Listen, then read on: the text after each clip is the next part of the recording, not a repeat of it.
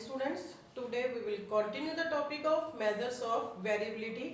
जैसा कि मैंने आपको बताया था कि जो डिस्पर्जन है वो क्या है, आइटम्स की वेरिएबिलिटी देखने के काम आता है कि जो आइटम्स है वो कितना वेरिएबल है, कितना स्प्रेडिंग है उनके अंदर, उसको देखने के काम आता है डिस्पर्जन, या जिसको मेजर ऑफ वेरिएबिलिटी भी बोल सकते हैं। उसको हिंदी में हम क्या बोलते हैं, विचलन। विचलन के माप जो आज हम पढ़ेंगे। तो सबसे पहले हमें ये जानना जरूरी है कि जो हमने मेजर्स ऑफ सेंट्रल टेंडेंसी पढ़ा था उसके अंदर क्या डिसएडवांटेजेस थी, क्या कमियां थी कि हमें मेजर्स ऑफ वेरिएबिलिटी का यूज करना पड़ा। तो उसके लिए हमें क्या करना पड़ेगा, we have to take one example, जिसके थ्रू हम ये समझेंगे कि हमें जो मेजर्स ऑफ वेरिएबिलिटी है इसकी नीड क्यों पड़ी, किस तरीके से हम इसका यूज कर सकते हैं। मेजर ऑफ सेंट्रल टेंडेंसी की क्या डिसएडवांटेज है कि जो विचलन है, डिस्पर्जन है, इसका हमें यूज करना पड़ा।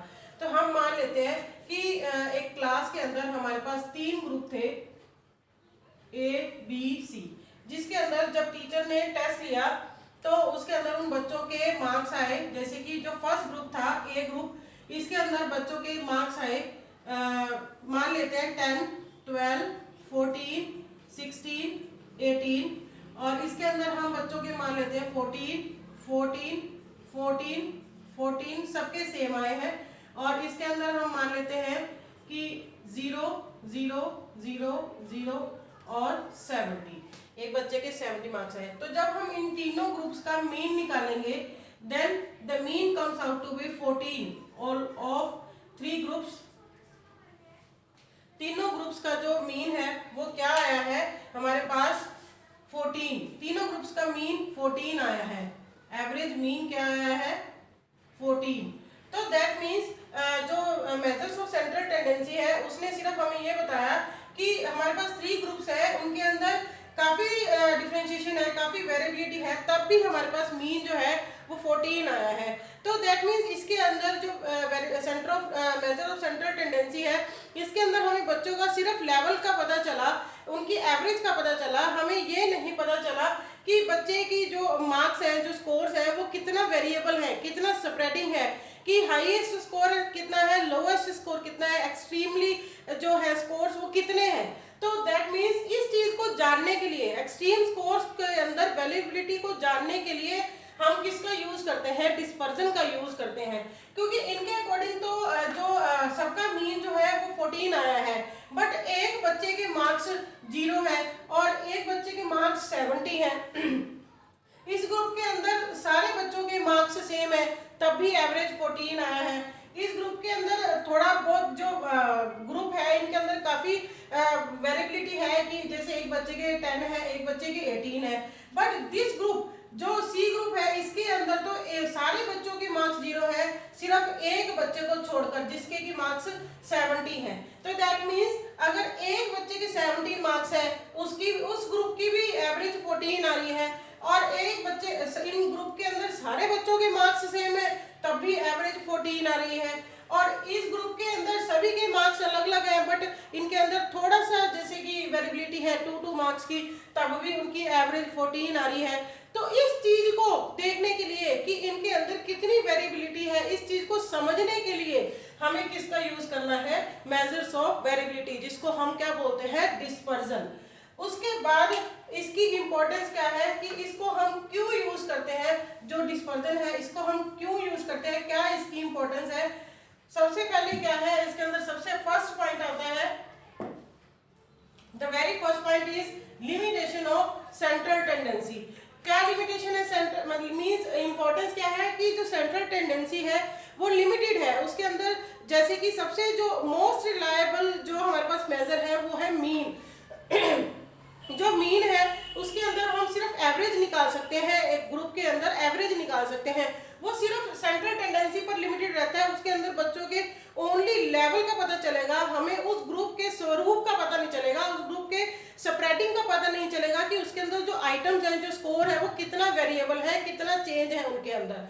उस चीज को जानने के लिए हमें किसकी जरूरत पड़ी, वेरिएबिलिटी, मेजर्स ऑफ वेरिएबिलिटी की जरूरत पड़ी। दूसरा क्या है, होमोजीनियस वर्सेस हेटेरोजीनियस, मींस समता समजातीय ग्रुप वर्सेस विषमता, इस चीज को देखने के लिए भी किस चीज की जरूरत पड़ती है हमें, विचलन की। जैसे कि मैंने आपको बताया था कि जो हमारे पास 14 मार्क्स वाला जो ग्रुप था, ये तो सारे बच्चों के मार्क्स सेम है, तो ये ग्रुप कौन सा है, होमोजीनियस। और जैसे कि यहाँ पे था 0 0 0 0 70, ये है हिट्रोजीनस, या ऐसे ले सकते हैं 10 12 14 16 18, ये भी एक क्या है, हिट्रोजीनस ग्रुप है। इस ग्रुप के अंदर मतलब एक ग्रुप के ग्रुप्स के अंदर हमें उनकी हिट्रोजीनस या होमोजीनस ग्रुप को देखने के लिए हमें किसकी जरूरत पड़ती है, मेजर्स ऑफ वेरिएबिलिटी, कि ये कितना एवरेज पोजीशन से कितना स्प्रेडिंग है इनकी, उस चीज को देखने के लिए हमें किसकी जरूरत पड़ती है, मेजर्स ऑफ वेरिएबिलिटी की। उसके बाद है यूज्ड इन क्लासिफिकेशन। क्लास के अंदर अगर हमने क्लासिफिकेशन करनी है, मींस वर्गीकरण करना है ग्रुप्स का, तो उसके लिए भी हमें किसकी जरूरत पड़ेगी, मेजर्स ऑफ वेरिएबिलिटी की, क्योंकि मेजर्स ऑफ वेरिएबिलिटी से ही हमें ग्रुप जो है वो होमोजीनियस और हिट्रोजीनियस जो है उसके बारे में पता चलेगा। कि मान लो अगर हमारे पास होमोजीनियस ग्रुप है, एक ही योग्यता वाले बच्चे हैं सेम, अगर हमारे पास होमोजीनियस ग्रुप है, उनकी सभी की योग्यताएं सेम होंगी, तो उनको हम एक अलग ग्रुप में रख सकते हैं। और अगर हिट्रोजीनियस ग्रुप है, जैसे कि मान लो 10 12 14 16 18, दैट मीन्स इन सभी की योग्यताएं अलग है, तो उनका हम एक अलग ग्रुप बना सकते हैं, ताकि हम उन्हीं तरीके से, उनके ही तरीके से हम उनको टीचिंग करवा सकें। क्योंकि होमोजीनियस ग्रुप के अंदर हमें जो होमोजीनियस ग्रुप है, जैसे हमें पता चल जाएगा कि ये होमोजीनियस ग्रुप है थ्रू मेजर्स ऑफ वेरिएबिलिटी, तो हम उनको टीचिंग करना हमारे लिए आसान हो जाएगा, कि सभी की सेम योग्यता है, वो टीचर के लिए ज्यादा आसान होगा। तो वो किसके थ्रू पता चलेगा, डिस्पर्जन के थ्रू पता चलेगा। उसके बाद है इफेक्टिवनेस ऑफ टीचिंग मेथड्स। इसका भी हमें कैसे पता चलेगा कि टीचर का मेथड कौन सा ज्यादा इफेक्टिव है, वो भी हमें मेजर्स ऑफ वेरिएबिलिटी से पता चलेगा। क्योंकि जैसे ही हमारे पास अगर ग्रुप डिवाइड हो जाते हैं, जैसे कि ये होमोजीनियस ग्रुप है, ये हेटेरोजीनियस है, इनकी योग्यताएं सेम है, इनकी डिफरेंट है, तो टीचर उसी हिसाब से जो अपने मेथड्स है उनको यूज करेगा, उसी हिसाब से उनको इफेक्टिव बना पाएगा। तो दैट मीन्स इफेक्टिविटी अगर देखनी है टीचिंग मेथड्स की, तो वो भी हमें किससे पता चलेगा, मेजर्स ऑफ वेरिएबिलिटी के थ्रू। उसके बाद है comparison between groups. Two groups के बीच में कंपैरिजन करना है, कि अगर जो क्लास के अंदर दो ग्रुप्स है उनके बीच में कंपैरिजन करना है, तो वो भी हमें किससे पता चलेगा, मेजर ऑफ वेरिएबिलिटी से। क्योंकि इससे हमें जो ग्रुप्स है होमोजीनियस और हिट्रोजीनियस डिवाइड करने में हेल्प मिलेगी, और जिससे कि हम ग्रुप्स को क्या कर पाएंगे, उनके बीच में कंपैरिजन कर पाएंगे, उनके बीच में अंतर कर पाएंगे, ताकि हम टीचिंग लर्निंग प्रोसेस को इफेक्टिव बना पाए। दैट मीन्स ये है वेरिएबिलिटी के इम्पोर्टेंस, कि जो हमारे लिए सबसे ज्यादा इम्पोर्टेंट है to use measure of variability instead of measures of central tendency. कि सेंट्रल टेंडेंसी का हम ज्यादा जगह पे यूज नहीं कर सकते। एक्सट्रीम स्कोर्स के अंदर विचलन जो है, एक्सट्रीम स्कोर्स के अंदर जो स्प्रेडिंग है, उस चीज को जानने के लिए किसका यूज करना पड़ेगा हमें, मेजर्स ऑफ वेरिएबिलिटी। जैसे कि मैंने आपको बताया था कि हमारे पास 4 टाइप्स होते हैं मेजर्स ऑफ वेरिएबिलिटी के। मैंने आपको कल बताए थे। इसके अंदर फर्स्ट है रेंज, सेकंड है क्वार्टाइल, थर्ड है mean deviation and fourth one is standard. तो फर्स्ट इसके अंदर कौन सा है, इसके अंदर टाइप्स। फर्स्ट है रेंज, जिसको कि हम हिंदी में बोलते हैं प्रसार। आगे है quartile deviation,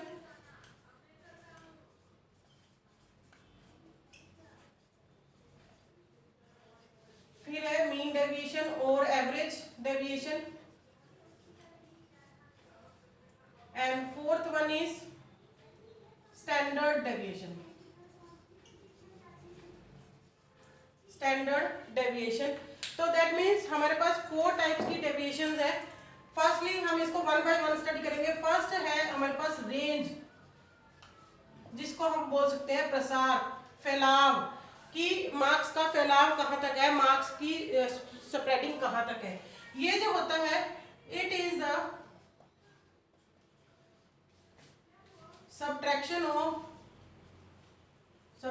of highest score and lowest score।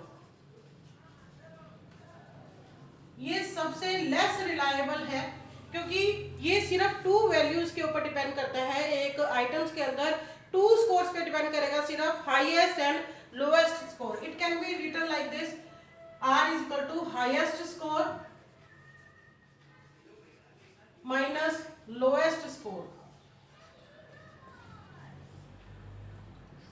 That means इसको हम कैसे, फॉर एग्जाम्पल लेके समझ सकते हैं. मान लो एक क्लास के अंदर टीचर ने टेस्ट लिया तो बच्चों के मार्क्स आए 70, 29, 38, 40, 42, 12,